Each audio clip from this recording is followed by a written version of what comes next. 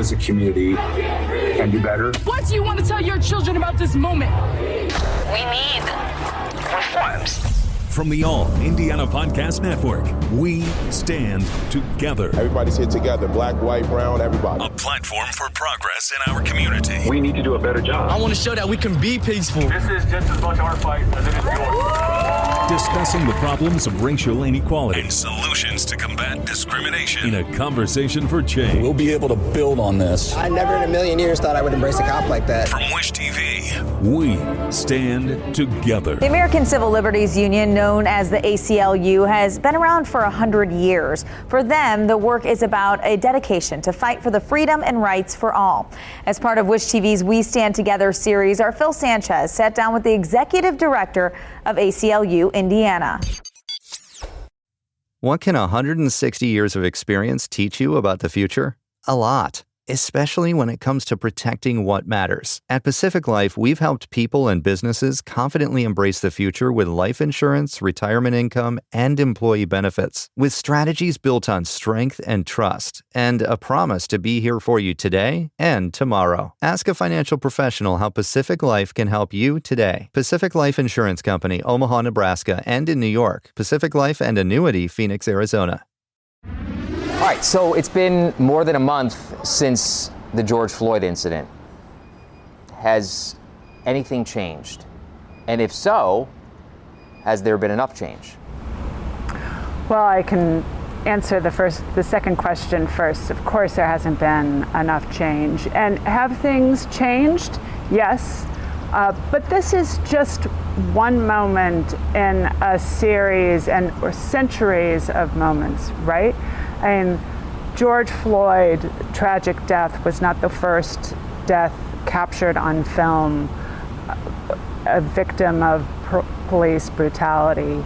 And it may not be the last before we see the end to over-policing of communities of color. But what is different, I think, about this moment is the understanding, the penetration into the public consciousness of how awful the consequences of systemic racism are on our whole community, but particularly amongst our black and brown neighbors. You mentioned it.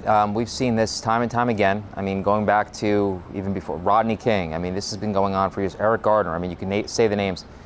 Why do you think this one was different? You know, how can you ever know when the world reaches a tipping point on an issue? What causes that tipping point to occur? You know, is it a little bit because of the pandemic and our distractions are limited? Is it because the pandemic has created some compassion and empathy amongst all of us? Is it because of the incredible brutality of George Floyd's death, of the bravery of the young girl who filmed his death, despite being, intimidated by the police officers? It's probably all of those things, and it is all the cumulative moments before us. I mean, we've been talking about the need for systemic reform in how we deal with race in this country, with how our criminal legal system results in mass incarceration, particularly focused on communities of color. We've been talking about this for decades, and certainly the black and brown communities have been feeling the brunt of it for centuries. What would the ACLU like to see done? I know it's a broad question and a broad topic, and we could probably sit here for a long time and discuss it, but if you can give me a couple of top changes that you would like. Sure. Well, luckily the ACLU is a 100-year-old advocacy organization that has been focusing on holding our government accountable to the potential and promises of the Constitution.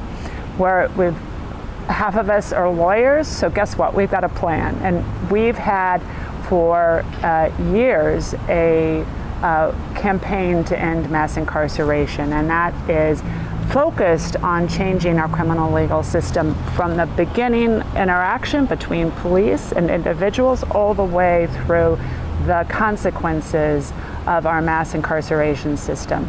We have a blueprint for Indiana, how to cut mass incarceration by half. We have, and those specific policies, and again, changing every point along the system. And the events of this summer have put a spotlight on policing and how we over-police communities of color.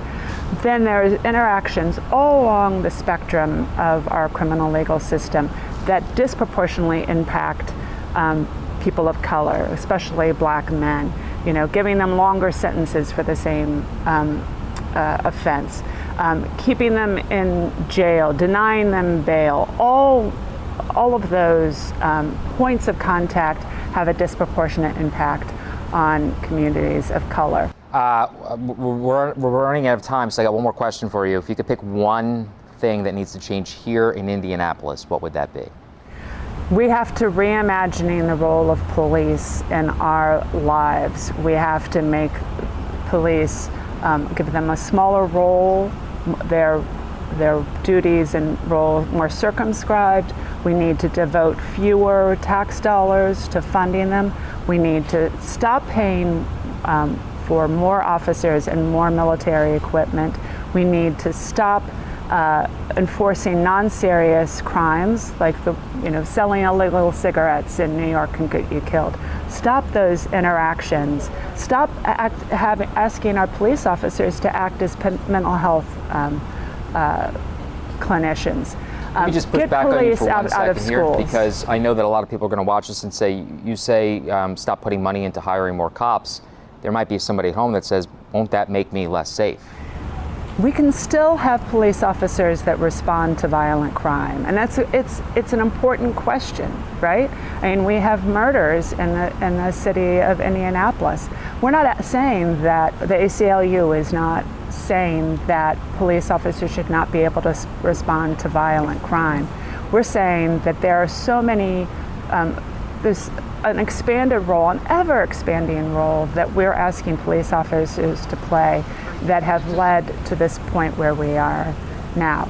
And we at the ACLU are following the call of Black and Brown-led organizations in demanding that the role of police change, that police stop surveilling communities of color, stop harassing them.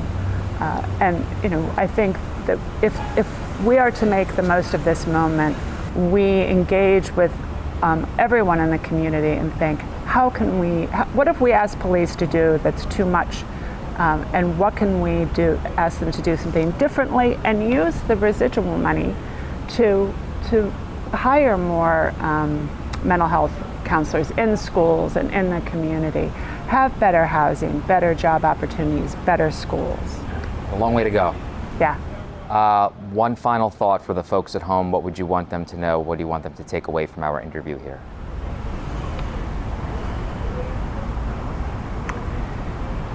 I think we need at this moment to listen to the pain, the honest experience of colors of community. I think we need to look in our hearts and recognize when that each of us has an evolution to undergo in eliminating racism in our actions, in our thoughts, in our hearts, and they have an affirmative duty to take up anti-racist policies that will make sure that we the people really truly have equality and justice for all. Remember, you can also listen to our We Stand Together podcast anytime. Find tonight's episode and others online at allindianapodcastnetwork.com. From Wish TV, we stand together. Watch, read, listen, and be a part of the conversation online at wishtv.com and when you follow Wish TV on Facebook. Find more episodes of We Stand Together and other podcasts from Wish TV online anytime at allindianapodcastnetwork.com. allindianapodcastnetwork.com.